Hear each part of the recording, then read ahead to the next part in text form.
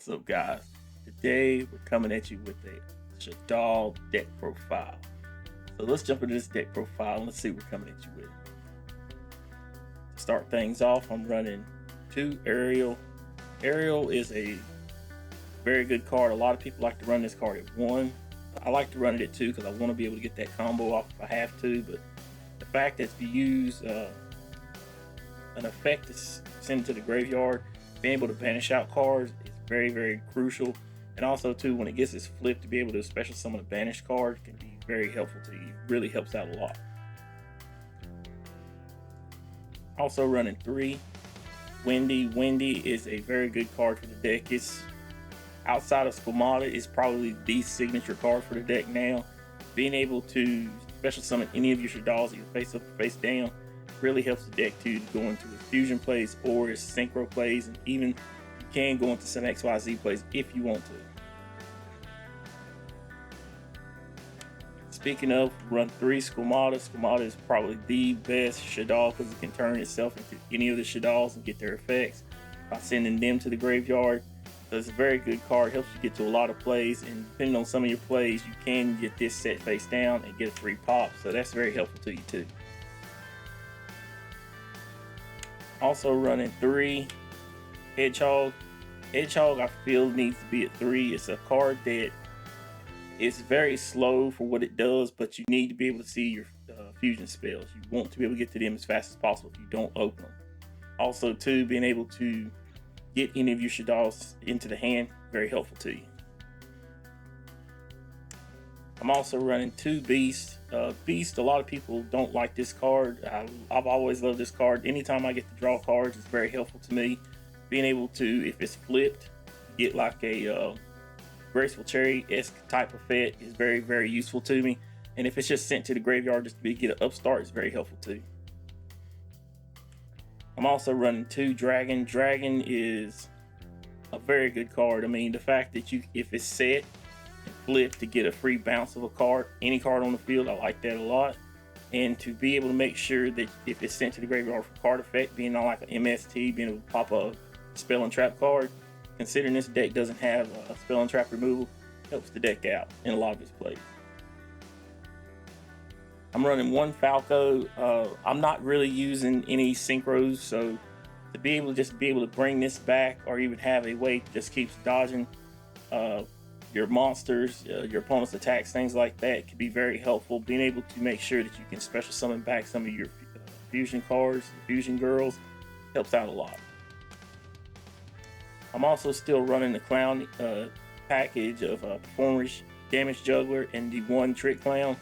I'm almost getting to the point to where I just want to run just the Trick Clown, and that not make me take the whole thing out altogether, but being able to send this, banish it out, and get this to the hand just to, deck thin, has been very useful to me. The way the format is right now, the way we're having to play the game right now, this is more of a control build. You're gonna have to, because it's a slower deck. Most decks are gonna blow you out, so running 3 effect failures, you're gonna have to run some type of hand trap in this deck, because you got to slow down your opponent.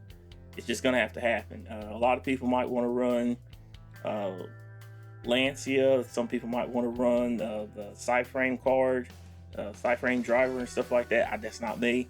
But 3 effect failure works out a lot. Works out very good for me and helps me with a lot of my plays. So I really like 3 effect failure. It's always a card I've used in Shaddoll, so I like it a lot. Also too, I'm running 2 Ghost Over. This card, the main reason why I'm running it is because I can use emergency teleport and I contribute off the field. That's something I like a lot about the card. It's helped out a lot of the plays that I've wanted to make, and it just makes it so that my opponent has to think around some of their plays depending on what they put on the board, making sure that I can, if I have emergency teleport, bring this out. I have a couple negates on board, a couple ways to stall out my opponent. If they have to use a spell or trap or a monster effect, and just go ahead and crack that card. It might be a mouse card off them. Even though they get the effect, I still get to carry it off. But that's it for our monsters. For our spell cards, I'm running 1 Nef Shaddoll Fusion. I wanted to put another type of fusion in here, but I still wanted it to work for the archetype for the way it is. I was running the polymerization, but if you see polymerization too much, it's still not that good. If you are seeing it to the point where you got so much polymerization and you just going OTK, but you getting OTK yourself, it's no good. So I just wanted to have a backup way of getting another fusion spell in there, and actually help to go into some of the other fusion spells without having to have core all the time. So I like that a lot. Also running 3 Shaddoll Fusion. This is a busted fusion card. I mean, just to be able to send them, if they got an extra deck card, just an amazing card, very good. Also 3 Shaddoll Fusion.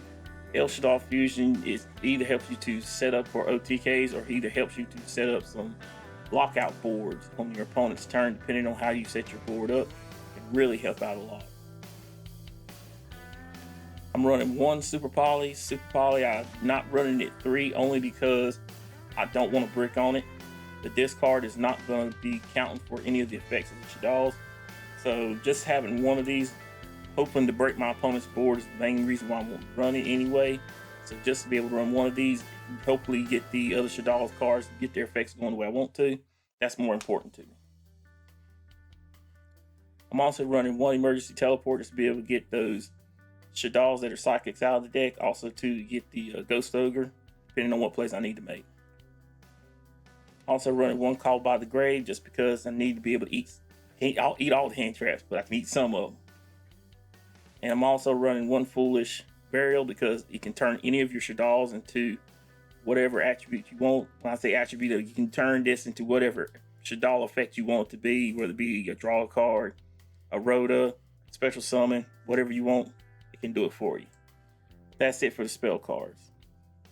For the traps, I'm running 3 Torrential Tribute. Like I said, to run this deck right now, you can go very OTK based and very board heavy setup, but to me, I like to go more control.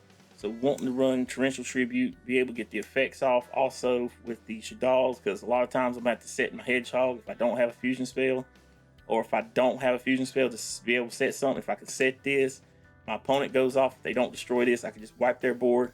We can all start off clean. Also running 2 Paleozoic Deinonymiscus.